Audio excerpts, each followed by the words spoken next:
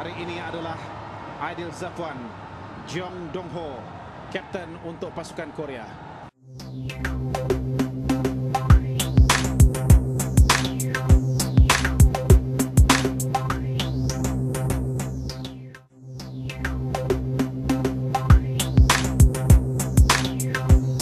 Pada Piala Dunia 2002, Korea muncul sebagai pasukan keempat terbaik ketika itu, tewas kepada pasukan Turki.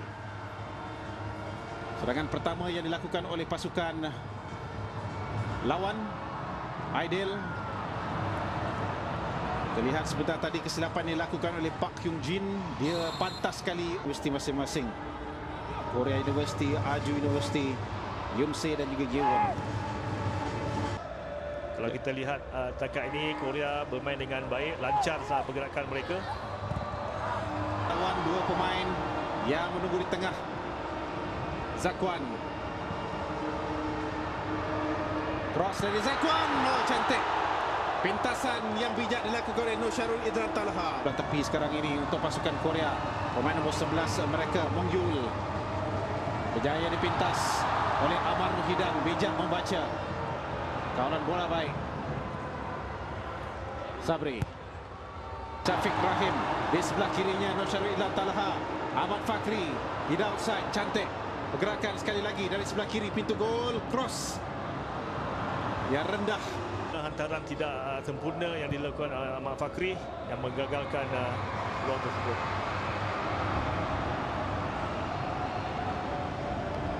Merupakan penjuru yang kedua sekarang ini, tinggi. Wah, palang yang menjadi penyelamat Sabini Alwi. Syafiq Rahim di tengah membuka permainan sekali lagi. Sabri Abu patut bantu, cantik, lepas Fakri. Cukup confident. Dia beat defender, kemudiannya melepaskan rebatan. Pemain yang berasal dari Perak sekarang dengan pasukan Perlis. Zakwan pula. Di tepi lagi sekali Zakwan. Crossnya kali ini tidak ada pemain di tengah. Kali ini mereka berjaya menyimbangi permainan. Amar Muhyiddin berjaya memintas. Seperti Kunalan ataupun Syarul Idlan. Cantik split passing pass yang dilakukan sudah tadi. Satu cross yang agak mengelirukan. Syafiq.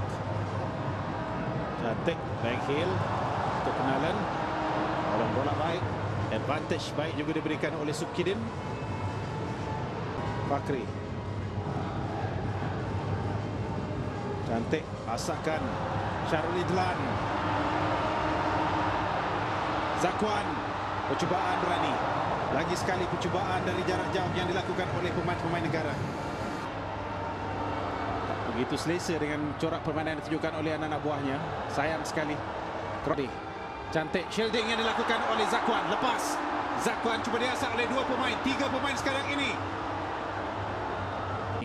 Mungkin juga mereka menyimpan segala info tersebut. Tumbukan jauh yang dilakukan oleh Sarbini Alwi. Cantik. Larian yang dilakukan oleh Kunalan. Ke belakang. Ahmad Syarul Idlan. Fakri. Non di jauh sana adalah Syafiq. Hantaran pendek dilakukan oleh pemain-pemain Korea. Kali ini di sebelah kiri. Mereka juga tidak mampu untuk melakukan hantaran tepat memilih. Pandai menilai dah. Sebulan mereka tengok 64 perlawanan Piala Dunia. Sekarang ini dengan permainan peringkat antarabangsa. 10 pemain bertahan. Meninggalkan Zakwan, ada hal kesorangan di atas. Percubaan jarak jauh sahaja yang mampu dilakukan dari Ahmad Syarul Idlan Talha. Terlalu cepat untuk mencari Zakwan. Sukar untuk Zakwan, tetapi sekurang-kurangnya Malaysia berjaya mendapatkan lontaran ke dalam. Muhyiddin yang cuba mencabar tapi tidak berjaya mendapatkan bola. Oh, ketua pasukan Dong-ho naik ke atas membuat overlapping. Itu yang kerap dia lakukan.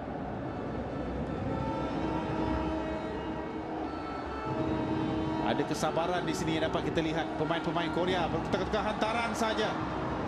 Itu bukan masalah kita pada hakikatnya. Kita perlu cari kemenangan, cari gol.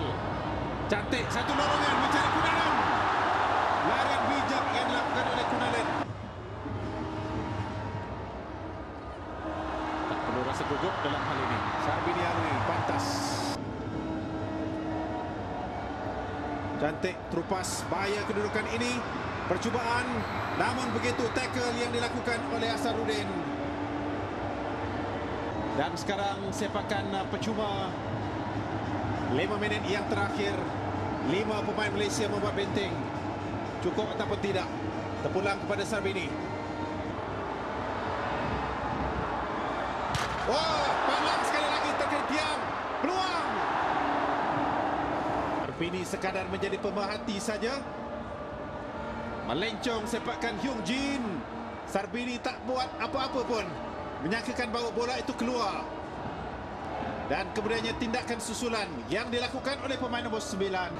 Giliran Korea pula untuk mengasak di setiap penjuru. Nasrik Bahrum tenang saja. Kunalan. Cross yang terlalu jauh, cross yang terlalu tinggi. Larian dari belakang.